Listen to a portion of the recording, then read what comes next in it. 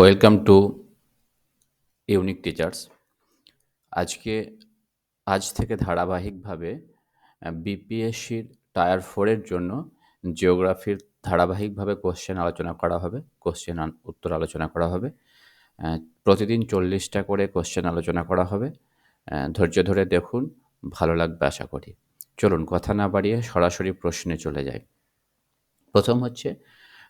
প্রথম কোশ্চেন আমরা দেখব, which of the following is the best description of the term biome. দেখো, biome টার্মটিকে কোন নিচের কোন স্টেটমেন্টটি দ্বারা খুব ভালোভাবে বর্ণনা করা যাবে? তাহলে বায়োম টার্মটি বর্ণনা করতে যাওয়ার আগে আমাদেরকে বায়োম কাকে বলে জেনে নিতে হবে। বায়োম বলতে আমরা কি বুঝি?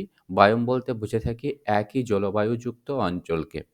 অর্থাৎ যেখানে একই জলবায়ুযুক্ত অঞ্চল, যেখানে বিভিন্ন উদ্ভিদ এবং প্রাণীরা বসবাস করে, সেটাকে আমরা বায়োম বলে থাকি। তো চলো, বায়োম বলতে গেলে তারপরে পরবর্তী কি স্টেটমেন্ট আছে সেগুলো দেখে নিই। ১ নাম্বার দেওয়া আছে, community of plant and animals that share the same environmental condition. তাহলে হচ্ছে একই রকম এনভায়রনমেন্টাল কন্ডিশন শেয়ার করে প্লান্ট এবং অ্যানিমালগুলোকে, সেগুলোকে বায়োম বলা হয়। ঠিক মনে হচ্ছে। পরেরটা দেখি, the part of the earth which is inhabited by living organism. পৃথিবীর সেই অংশ যেখানে লিভিং অর্গানিজম মানে হচ্ছে জীবন্ত প্রাণরা বসবাস করে, ইনহ্যাবিটেড। তারপরে কি, a community of organism interacting with one another. একটা হচ্ছে কমিউনিটি, বিভিন্ন মানে জীবন্ত জীবের একটা কমিউনিটি, যারা একে অপরের সাথে ইন্টারেক্ট করে। More than one of the above, none of the above. তো এখান থেকে আমরা দেখতে পাচ্ছি, দেখো, প্রথমে সেইটাকে নিয়ে যদি আমরা দেখি, a community of organism interacting with one another. একটা অর্গানিজম যেখানে বিভিন্ন রকম লিভিং অর্গানিজম এবং নন লিভিং অর্গানিজম যেখানে একে অপরের সঙ্গে ইন্টারেক্টিং করে, সেটাকে বলা হয়ে থাকে, সাধারণত আমরা বলে থাকি ইকোসিস্টেম বলে থাকি। তো ইকোসিস্টেম, তাহলে কি ইকোসিস্টেম বায়োমের মধ্যে পড়ে না? বায়োমের মধ্যে পড়ে, একটা বায়োমের মধ্যে অনেকগুলো ইকোসিস্টেম থাকতে পারে। ধরো একটা বড় বায়োম আছে, সেখানে জল আছে, স্থল আছে, তাই স্থলজ ইকোসিস্টেম গড়ে উঠতে পারে, জলজ ইকোসিস্টেম গড়ে উঠতে পারে। তো অনেক রকম ইকোসিস্টেম গড়ে উঠতে পারে। কিন্তু সবসময় বায়োম গড়ে উঠতে গেলে সবসময় কোনো একটা লিভিং অর্গানিজমের মধ্যে ইন্টারেক্টিং হতেই হবে, সেটা কোনো বাধ্যবাধকতা নেই। তাই আমরা লিভিং অর্গানিজম সবসময় ইন্টারেক্টিং নাও করতে পারে। সেখানে কোনো লিভিং অর্গানিজম নাও থাকতে পারে একটা বায়োমের মধ্যে। তো বায়োমের সংজ্ঞাতে বলা আছে সেখানে লিভিং অর্গানিজম থাকতেই হবে, এরকম কোথাও কোনো বাধ্যবাধকতা নেই। অতএব এইটাকে আমরা নিতে পারছি না। সেকেন্ড, বি এরটা কি বলেছে দেখো, the part of the earth which is inhabited by living organism. মানে পৃথিবীর একটা, তাহলে বায়োম বলতে এখানে কি বোঝানো হচ্ছে? পৃথিবীর একটা অংশ যেখানে লিভিং অর্গানিজমরা বাস করে, যেখানে জীবন্ত জীবেরা বাস করে, যেমন জীবেরা যেখানে বাস করে। তো জীবেরা যেখানেই বাস করে সেটাকে কি আমরা বায়োম বলতে পারবো? না। বায়োম মানে কোনটাকে বলতে পারো? বায়োম মানে যেখানে হচ্ছে তোমার একই রকম জলবায়ুযুক্ত অঞ্চল। অতএব আমরা বিটাকেও নিতে পারছি না। তাহলে উত্তর কোনটা হয়ে গেল? Community of the plant and animal that share the same environmental condition. The একই রকম এনভায়রনমেন্টাল কন্ডিশনে যখন বিভিন্ন রকম প্লান্ট এবং অ্যানিমালরা বসবাস করে, সেটাকেই কিন্তু আমরা কি বলছি? সেটাকেই আমরা বায়োম বলছি। অতএব কোশ্চেনটা হয়ে যাবে সঠিক আমাদের জন্য। Next question. পরের কোশ্চেন আমরা চলে আসবো। দেখো, পরের কোশ্চেন দেখে নিই। Which of the following is associated with biological nitrogen fixation? Biological nitrogen fixation মানে হচ্ছে, অ্যাকচুয়ালি সংরক্ষণ করে রাখা। তো কোনটা হচ্ছে বায়োলজিক্যাল নাইট্রোজেন ফিক্সেশনের সঙ্গে জড়িত? দেখো, red algae, brown algae, blue green algae. তো রেড অ্যালগিও নয়, ব্রাউন অ্যালগিও নয়, আমাদের উত্তর হয়ে যাবে ব্লু গ্রিন অ্যালগি। এই ব্লু গ্রিন অ্যালগিকে শর্ট টার্মে বলা হয় বিজিএ। বিজিএ। এই বিজিএটা কি? ব্লু গ্রিন অ্যালগিটা কি? এটা হচ্ছে এ কাইন্ড অফ ব্যাকটেরিয়া। কি এটাকে? এটা হচ্ছে এ কাইন্ড অফ এক ধরনের ব্যাকটেরিয়া। তবে এই ব্যাকটেরিয়াগুলো কি করে? ব্যাকটেরিয়াগুলো কার্বন ডাই অক্সাইড থেকে, CO2 থেকে CO2 কে ডিজলভ করে, এবং তারপরে কি করে, পরবর্তী পর্যায়ে তারা নাইট্রোজেনকে ফিক্সেশন করতে পারে। তো বিজিএ হচ্ছে বিজিএর আরেকটা নাম আছে, এটাকে বলা হয় সায়ানোব্যাকটেরিয়া। সায়ানোব্যাকটেরিয়া। এটাকে সায়ানোব্যাকটেরিয়াও বলা হয়ে থাকে। ঠিক আছে? চলো next. Which one of the following does not, দেখো এখানে এটা মনে রাখবে ডাজ নট, পরের পেজে একটু বড় করতে হবে, আমি এটাকে বড় করছি। Which of the following does not, দেখো আরও একটু বড় করে নিই।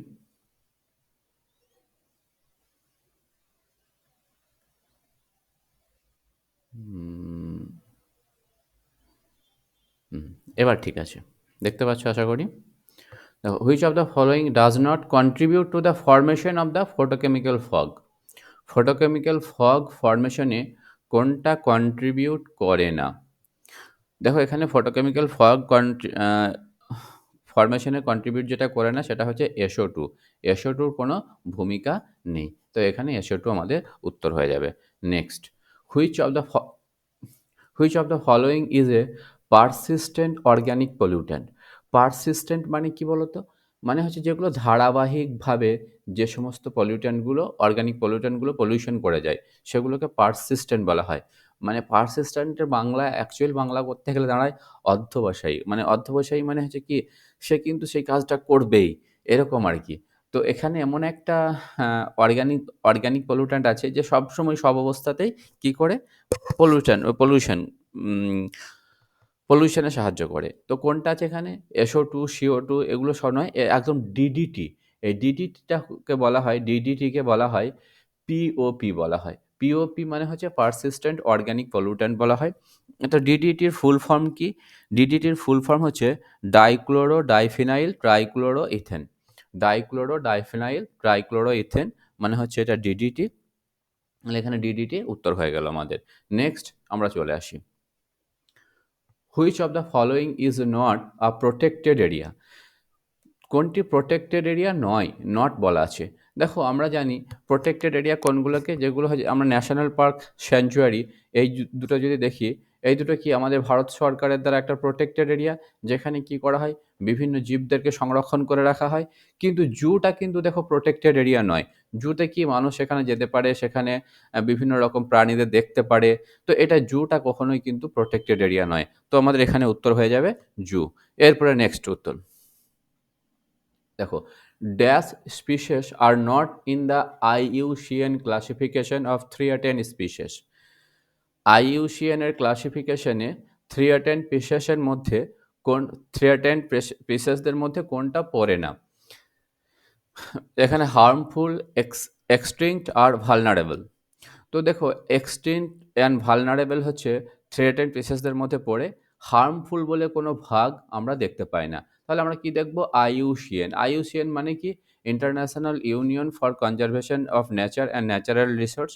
এ কি করে, এই IUCN কি করে, বিভিন্ন রকম যে এন্ডেঞ্জার্ড ফিশ সেগুলো সম্পর্কে তথ্য লিখে দেওয়া হয়ে থাকে। এবং এই যে ভালনারেবল বা এক্সটিংক্ট যে সমস্ত ভালনারেবল পিসগুলো সম্পর্কে ধারণা কোথায় দিয়ে থাকে, IUCN-এর রেড ডেটা বুকে দেওয়া থাকে। এই যে IUCN এই সমস্ত লিস্টগুলো কত সালে, তাহলে থ্রেটেন্ড যে লিস্ট, এই থ্রেটেন্ড লিস্টটা কি, থ্রেটেন্ড স্পিসগুলো কোথায় দেওয়া থাকে, রেড ডেটা বুকে দেওয়া থাকে। রেড ডেটা বুকে দেওয়া থাকে, রেড ডেটা বুক। এই রেড ডেটা বুক কত সালে পাবলিশ করা হয়েছিল, red data book actually publish করা হয়েছিল 1964-এ। 1964-এ রেড ডেটা বুক পাবলিশ করা হয়েছিল। চলো এটা একটু মোটা হয়ে গেছে, একটু থিন করে নিই। রেড ডেটা বুক হয়েছিল কত, 1964-এ এটা পাবলিশ করা হয়েছিল। চলো নেক্সট চলে যাব,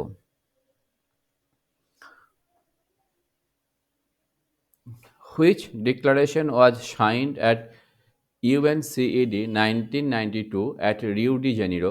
দেখো রিউ ডি জেনিরো ব্রাজিলে কি হয়েছিল আমরা সবাই জানি 1992-তে। আমাদের থেকে তোমরা বেশি বলে দিতে পারবে, হয়তো দু পাতা বলে দিতে পারবে। কি হয়েছিল সেখানে, আর্থ সামিট হয়েছিল কত সালে, 1992 সালে হয়েছিল, যেখানে এজেন্ডা 21 নেওয়া হয়েছিল। তো চলো এটাকে নিয়ে আমি আর বেশি কথা বাড়ালাম না। পরের পরের কোশ্চেনে দেখব, which of the following was the first convention on the depletion of the ozone layer. দেখো ওজোন লেয়ার ডিপ্লেশনকে নিয়ে, মানে ওজোন ক্ষয়কে কেন্দ্র করে পৃথিবীর প্রথম কনফারেন্স বা কনভেনশন কোনটা ছিল। ওজোন ক্ষয়কে কেন্দ্র করে পৃথিবীর প্রথম কনফারেন্স ছিল হচ্ছে ভিয়েনা কনফারেন্স। এই ভিয়েনা কনফারেন্স কত সালে হয়েছিল এবং কোথায় হয়েছিল? অ্যাকচুয়ালি ভিয়েনা কনফারেন্সটা হয়েছিল 1985 এ হয়েছিল। ১ মিনিট। এই ভিয়েনা কনফারেন্স হয়েছিল কোথায়? 1985 এ হয়েছিল। কোথায় হয়েছিল? এটা হচ্ছে অস্ট্রিয়াতে হয়েছিল। অস্ট্রিয়া রা অস্ট্রেলিয়া অস্ট্রিয়ার একটা অস্ট্রিয়ার একটা উল্লেখযোগ্য সিটি হচ্ছে কি ভিয়েনা, এবং সেখানে এই ভিয়েনা সম্মেলনটি হয়েছিল যাতে করে ওজোন ডিপ্লেশন বা ওজোন ক্ষয়কে বন্ধ করা যায়, এবং এই ওজোন সম্পর্কিত প্রথম এই কনফারেন্স হয়েছিল ভিয়েনা কনফারেন্স। এরপর চলে আসি চলো। Red data book content data of which of the following. Red data বুকে আমরা একটু রেড ডেটা বুকে একটু আগেই বলে গেলাম। তো রেড ডেটা বুক IUCN প্রকাশ করে কত সাল থেকে প্রকাশ করছে? 1964 থেকে।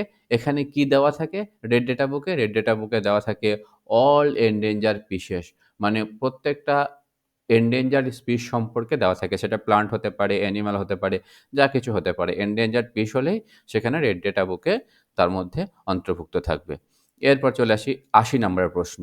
Dash is the largest tiger reserve in India.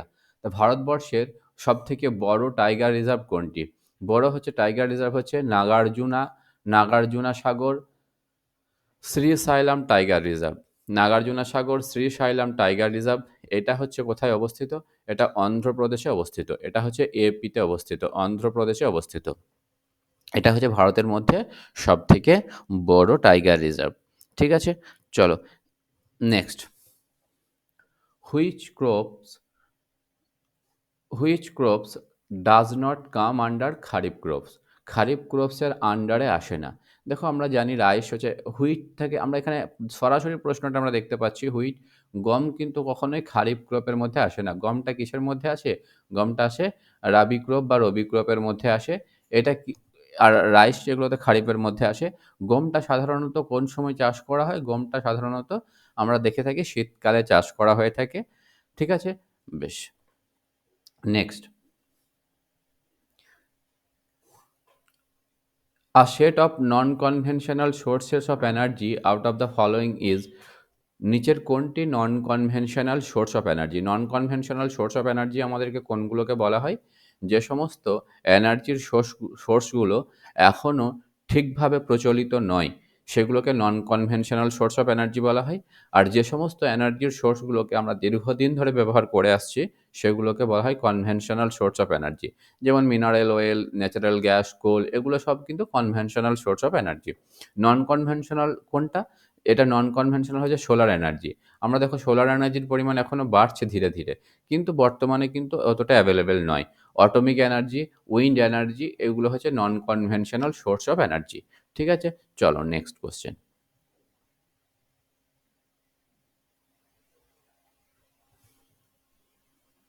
এটা এক ধারা হয়ে গেছে মনে হচ্ছে না? দাঁড়াও।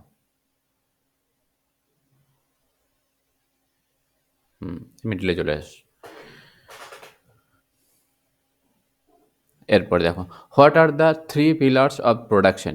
প্রোডাকশনের ক্ষেত্রে যখন যে কোনো উৎপাদনের ক্ষেত্রে তিনটে পিলার আমাদের কি দরকার হয়? Land, market, labour. Land, labour, capital, market, capital, labour. দেখো উৎপাদনের জন্য মার্কেট দরকার হয় না। মার্কেট কিসের জন্য দরকার হয়? বিজনেসের জন্য বা কোনো কিছু বিক্রি করার জন্য মার্কেটের দরকার হয়। তো এখানে আমরা মার্কেটটা যেখানে যেখানে আছে সেটা আমরা কেটে দেবো। উৎপাদন বলেছে, দেখো এখানে খুব ভালো করে লক্ষ্য করলে দেখবে প্রোডাকশন লেখা আছে। প্রোডাকশনের জন্য আমাদের মার্কেট দরকার হয় কি না? বিক্রির জন্য আমাদের মার্কেট দরকার হয়। তো প্রোডাকশনের জন্য তিনটে মূল পিলার হচ্ছে এই land, labour and capital. Land, labour and capital, এই তিনটা হচ্ছে আমাদের মূল পিলার। চলো এরপরে দেখো, which irrigation practice which irrigation practice leads to maximum water conservation. Maximum water conservation মানে কি? মানে যে ইরিগেশন পদ্ধতিতে কম জল খরচ হয় বা বেশি করে জল সংরক্ষণ হয়। বিভিন্ন যে ইরিগেশনের প্রসেস আছে, মানে জলসেচের যে প্রসেস আছে, তার মধ্যে অন্যতম হচ্ছে ড্রিপ ইরিগেশন প্রসেস। যে প্রসেসের মাধ্যমে কি করা হয়? জল খুব কম খরচ হয়। অ্যাকচুয়ালি ড্রিপ ইরিগেশনটা কি? ধরো কোনো একটা গাছ এখানে আছে, কোনো একটা ফসল এখানে লাগানো হয়েছে, এরকম একটা গাছ আছে। তো যখন সরাসরি যখন রুট এরিয়াতে জল দেওয়া হয়, বাকি অংশগুলোতে জল দেওয়া হলো না, শুধুমাত্র রুট এরিয়াতে, মানে যেখানে গাছটার গোড়াতে যখন জল দেওয়া হবে, সেই গাছটার গোড়াতে শুধুমাত্র গাছটার গোড়াতে জল দেওয়া হবে, সেটাকে বলা হয় ড্রিপ ইরিগেশন। এবং এই গাছটার গোড়াতে জল দিলে কি বাকি অংশগুলোতে জল লাগছে না, তো জল কম খরচ হচ্ছে, ওই জন্য এটাকে বলা হয় ম্যাক্সিমাম ওয়াটার কনজারভেশন প্রসেস বলা হয় ড্রিপ ইরিগেশনকে। নেক্সট দেখো, limonite ore is the ore of which metal? Limonite ore, এই যে লিমোনাইট ওরটা রয়েছে, লিমোনাইট ওরটা কোন মেটালের ওর? আমরা জানি লিমোনাইটটা হচ্ছে আয়রন ওরের ওর, একটা আয়রন ওরের অন্যতম ওর হচ্ছে লিমোনাইট। তো আয়রন ওরের কতগুলো ওর আছে তোমরা কমেন্ট বক্সে অবশ্যই লিখবে, এটা তোমাদের জন্য। দেখি তোমরা কতজনের বেসিকটা এখনও ক্লিয়ার আছে, তো কমেন্ট বক্সে লিখবে এবং অবশ্যই বাকি ওরগুলোর নাম তোমরা লিখবে। আমি দেখতে চাই কারা কারা লিখেছো, আমি অবশ্যই সবাইকে উত্তর দেব। Next, the plateau richest in mineral in India is? কোন প্লেটু, ভারতবর্ষের কোন প্লেটু মিনারেলের মানে প্রচুর পরিমাণ রিসেস? ভারতের খনিজ ভাণ্ডার বলা হয়, আমরা জানি কাকে বলা হয়, ছোটনাগপুর এরিয়াকে বলা হয় ভারতের খনিজ ভাণ্ডার। তো ছোটনাগপুর এরিয়া, ছোটনাগপুর মালভূমি অঞ্চল আমাদের কোন কোন জায়গার মধ্যে আছে? দেখো, আমরা জানি ঝাড়খণ্ড আছে, ওড়িশা আছে, ছত্তিশগড়ের কিছু অংশ আছে এবং আমাদের ওয়েস্ট বেঙ্গলেরও আছে। যে পুরুলিয়া অংশটা, এটা ছোটনাগপুর মালভূমিরই একটা অংশ। চলো তারপরের কোশ্চেন। এখানে একটা লিস্ট দিয়েছে, মেলাতে বলেছে, লিস্ট দিয়েছে মেলাতে বলেছে। চলো,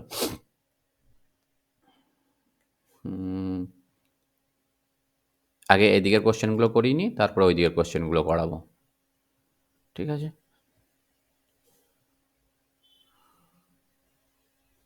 দেখো এখানে কি কি লিস্ট আছে। লুধিয়ানা, লুধিয়ানাতে কি হয়? লুধিয়ানাতে হয় উলেন গার্মেন্ট, উলেন গার্মেন্ট প্রচুর পরিমাণে উৎপাদন করা হয়, উলেন গার্মেন্ট এটাতে হয়। কানপুরে কি করা হয়? কানপুরে আমরা জানি লেদারের জন্য খুব বিখ্যাত কানপুর, তো কানপুর হচ্ছে লেদারের জন্য বিখ্যাত। বারাণসীতে কি হয়? বারাণসীতে হচ্ছে হ্যান্ডলুমের জন্য বিখ্যাত, বারাণসী হ্যান্ডলুমের জন্য বিখ্যাত। তাহলে বিজয়ওয়াড়াতে কি পড়ে থাকলো? অটো পার্ট, অটো পার্ট হচ্ছে বিজয়ওয়াড়া। তাহলে এখান থেকে আমরা কোনটা দেখতে পাচ্ছি? দেখো, A2 B3, A2 B3 হয়ে যাচ্ছে কোনটা? বি এরটা। তাহলে উত্তর হয়ে গেল আমাদের B. Next, next, which 5-year plan is also known as the liberalisation of the economy? ইকোনমির লিবারালাইজেশন কোন পঞ্চবার্ষিকী পরিকল্পনাকে বলা হয়ে থাকে? ইকোনমির লিবারালাইজেশন, আচ্ছা, এটাকে বলা হয়ে থাকে অষ্টম পঞ্চবার্ষিকী পরিকল্পনাকে বলা হয়ে থাকে, বি বিএডটা বলা হয়ে থাকে। কিন্তু এখানে আমি একটু তোমাদেরকে একটু বলে রাখি, এটাকে আমরা কবে হয়েছিল এটা? এটা হচ্ছে অষ্টম পরিকল্পনা 1992 থেকে 1997 পর্যন্ত হয়েছিল, ঠিক আছে? এই সময়কালটাকে হচ্ছে অষ্টম পঞ্চবার্ষিকী পরিকল্পনা বলা হয়। এই সময়টাতে কি হয়েছিল? এই সময়টাকে এলপিজি হয়েছিল, আমরা বলে থাকি এলপিজি। এলপিজি মানে কি? এলপিজি মানে হচ্ছে 3টে টার্ম, একটা হচ্ছে লিবারালাইজেশন, 2 নাম্বার হচ্ছে প্রাইভেটাইজেশন এবং জিটা হচ্ছে গ্লোবালাইজেশন।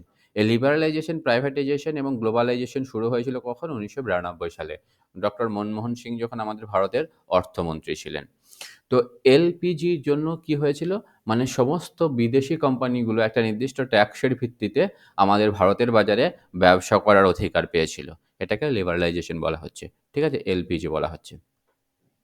চলো তারপরে, consider the following sentences about the location of the jute industry in India in Hooghly Basin and select the correct answer using the code given below. বলছে Hooghly river বেসিনে ভারতবর্ষের মূলত jute ইন্ডাস্ট্রিগুলো কেন গড়ে উঠেছে, তার কারণগুলো কি কি? প্রথম কারণটা আমরা দেখি, দেখো, West Bengal is one of the leading producer of jute. Paschimbanga হচ্ছে জুট উৎপাদনের অন্যতম একটা কেন্দ্র, অবশ্যই। Chip and skilled labour is available. দেখো, এখানে সস্তা এবং স্কিল্ড লেবার এখানে দেখতে পাওয়া যায় পশ্চিমবঙ্গের বুকে, অবশ্যই পশ্চিমবঙ্গের প্রচুর জনসংখ্যা। লো কস্ট অফ ট্রান্সপোর্ট, ট্রান্সপোর্টের কস্টও কিন্তু এখানে লো, অবশ্যই। Adequate water supply in available, এখানে কি হয়? অ্যাডিকুয়েট ওয়াটার সাপ্লাই মানে যথেষ্ট ওয়াটার সাপ্লাই, পাটের জন্য প্রচুর ওয়াটার প্রয়োজন হয়। আর ভারতের পশ্চিমবঙ্গের এই লোয়ার গাঙ্গে উপত্যকায় প্রচুর পরিমাণে খাল বিল এই সমস্ত আছে, প্রচুর পরিমাণে জলের অ্যাভেলেবিলিটি আছে, ওই জন্য adequate water supply is available এখানে পাওয়া যায়। তাহলে আমরা এখানে কি দেখতে পাচ্ছি? চারটেই ঠিক হয়ে যাচ্ছে, অতএব আমরা উত্তর নিয়ে নেব উত্তর কি নিয়ে নেব? উত্তর নিয়ে নেব 1, 2 and one two three and four, one two three and four. চলো পরেরটা। The resource of resources of water on the earth are, আচ্ছা পৃথিবীর যে জলের উৎস, সেই জলের উৎসটা কি? রিসোর্সেস অফ ওয়াটার, পৃথিবীর জলের উৎসটা কি? দেখো শুধুমাত্র কি সি অ্যান্ড ওশেন? না, আরও আছে। দেখো এখানে সিটা দেখো, সিটা দেখো ocean, snow, rain and underground water, এই সবগুলোই কিন্তু আমাদের জলের উৎস। তাই এখানে উত্তর হয়ে যাবে C. Next, Next, which of the following indicator is not used to calculate human development index? Human development index calculate করার জন্য নিচের কোনটি প্রয়োজন পড়ে না? দেখো লাইফ এক্সপেক্টেন্সি প্রয়োজন পড়ে, এডুকেশন প্রয়োজন পড়ে, সোশ্যাল ইনইকুয়ালিটি এটার প্রয়োজন পড়ে না। অতএব আমাদের উত্তর হয়ে যাবে এটাই। কারণ কি, আমরা যখন এইচডিআই কোনো একটা জায়গাতে এইচডিআই বের করি, হিউম্যান ডেভেলপমেন্ট ইন্ডেক্স বের করি, সেখানে তিনটে টার্ম আমাদের দেখতে হয়, তিনটে জিনিস দেখতে হয়। একটা হচ্ছে লাইফ এক্সপেক্টেন্সি, অপরটা হচ্ছে এডুকেশন, অ্যান্ড থার্ডটা হচ্ছে কি, থার্ডটা হচ্ছে পার ক্যাপিটা ইনকাম। পার ক্যাপিটা ইনকাম মানে হচ্ছে কি, পার ক্যাপিটা ইনকাম হচ্ছে মাথা পিছু ইনকাম। তো এই তিনটে জিনিস আমরা দেখে থাকি। অতএব আমাদের কি সোশ্যাল ইনইকুয়ালিটি আমরা দেখি না। অতএব এখানে এটাই হয়ে যাবে, সোশ্যাল ইনইকুয়ালিটিটাও হবে যে উত্তর। কারণ এখানে বলা হয়েছে নট ইউজড, কোনটা ইউজড হয় না। চলো next, what is Gini coefficient used for? Gini coefficient, Gini কোএফিসিয়েন্টের নাম তোমরা শুনেছো কিনা জানি না, হয়তো শুনে থাকবে Gini coefficient. Gini coefficient use করা হয় সাধারণত কোনো একটা জায়গার ইনকাম ইনইকুয়ালিটি প্রকাশ করার জন্য। ইনকাম ইনইকুয়ালিটি মানে কি, হয়তো ইনকামের যে ডিসপ্যারিটি আছে, মানে হচ্ছে কারো বেশি কারো কম, সেটাকে প্রকাশ করার জন্য এটাকে গিনি কোএফিসিয়েন্টকে প্রকাশ করা হয় 0 to 1 দিয়ে। মিনিমাম হচ্ছে 0 আর ম্যাক্সিমাম হচ্ছে 1। যখন কোনো একটি দেশের গিনি কোএফিসিয়েন্ট 0 হয়, সেই 0 হওয়ার মানে কি, 0 হওয়া মানে হচ্ছে সেই দেশটাতে ইকুয়ালিটি খুব বেশি, ইনকাম ইকুয়ালিটি খুব হাই, মানে প্রত্যেকটা মানুষের ইনকাম হচ্ছে সমান, প্রায় সমান, তখন 0 হবে গিনি কোএফিসিয়েন্ট। গিনি কোএফিসিয়েন্ট যত বাড়তে যাবে, তত কি হবে, ইনইকুয়ালিটি বাড়তে যাবে। গিনি কোএফিসিয়েন্ট 1-এ চলে আসা মানে কি, 1-এ চলে আসা মানে হচ্ছে ইনইকুয়ালিটি হাই, মানে প্রচুর পরিমাণে ইনইকুয়ালিটি। কোনো কয়েকজন ব্যক্তির কাছেই সমগ্র দেশের সম্পদ আ পুঞ্জীভূত বা তাদের কবজাতেই আছে। তখন কি হবে, গিনি কোএফিসিয়েন্ট 1 হবে। ভারতের ক্ষেত্রে কিন্তু গিনি কোএফিসিয়েন্টের র‍্যাংক খুব উপরের দিকে। ঠিক আছে? প্রায় 1-এর কাছাকাছি দিকে। এরপরে চলে আসো।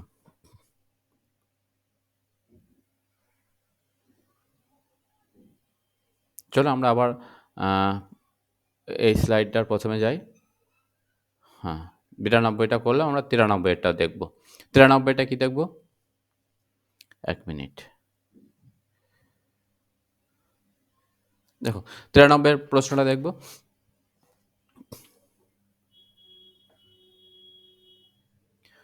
What is mean by term dollarisation in economy? ইকোনমির ডলারাইজেশন বলতে কি বোঝানো হয়? এই টার্মটা তোমরা আগে শুনেছ কিনা জানি না, আমি একটু আলোচনা করে দিই। বেশ, আগে উত্তরটা দেখে নিই। Use of the currency of another country along along with its own currency. মানে হচ্ছে ডলারাইজেশন বলতে এটাই উত্তর হবে, use of the currency of another country, মানে অন্য দেশের কারেন্সি ইউজ করা হয় along with its own currency, মানে নিজেদের কারেন্সির সাথে সাথে যখন কোনো একটা দেশের অন্য দেশের কারেন্সিও চলে, তখন সেটাকে ডলারাইজেশন অফ ইকোনমি বলে থাকি। একটা এক্সাম্পল দিই। ধরো আমাদের ভারতবর্ষের কারেন্সি কি? ভারতবর্ষের কারেন্সি হচ্ছে রুপি। এই রুপি ছাড়া যদি আমাদের ভারতবর্ষের বুকে কেউ ডলার নিয়ে চলে আসে, ইউএস ডলার নিয়ে আসুক বা যাই ডলারই নিয়ে আসুক বা কুয়েতি দিনার নিয়ে আসুক, তাহলে কি আমাদের ভারতবর্ষের বুকে যদি সেই পয়সা কাউকে দিতে যাই, কি হবে? চলবে না, কেউই নেবে না। কিন্তু আমরা যদি টাকা দিই, আমাদের কিন্তু টাকা পয়সা সবাই নিয়ে নেবে। আবার যদি আমরা নেপালে যাই, নেপালে ওদের নিজস্ব একটা কারেন্সি আছে। ভুটানে যাই, ভুটানের একটা নিজস্ব কারেন্সি আছে। কিন্তু তাদের নিজস্ব কারেন্সি থাকার সাথে সাথে যদি আমরা ভারতীয় কারেন্সি নিয়ে সেখানে যাই, সেই দেশগুলিতে যাই, তারা কিন্তু ভারতীয় কারেন্সিও তারা কিন্তু অ্যাকসেপ্ট করবে। তারা ভারতীয় কারেন্সিও কিন্তু নেবে। তাহলে কি হবে, সেখানে তাদের নিজস্ব কারেন্সি চলছে, আবার আমাদের ভারতের কারেন্সি রুপিও কিন্তু সেখানে চলছে। এইটাকেই বলা হচ্ছে ডলারাইজেশন ইন ইকোনমি। মানে হচ্ছে নিজেদের দেশের কারেন্সির সাথে সাথে অন্য দেশের কারেন্সিও যেখানে যে দেশগুলোতে চলে সেই দেশগুলোকে বলা হয় ডলারাইজেশন অফ ইকোনমি। এটা কেন করা হয়ে থাকে? কারণ যে দেশগুলি অর্থনৈতিকভাবে খুবই দুর্বল, পিছিয়ে পড়া, সেই সমস্ত দেশগুলো নিজেদেরকে ডেভেলপ করার জন্য অন্য দেশের কারেন্সিকে পারমিশন দিয়ে রাখে। যেমন ভারতীয় কারেন্সিকে পারমিশন দিয়ে রেখেছে নেপাল এবং ভুটান। চলো নেক্সট।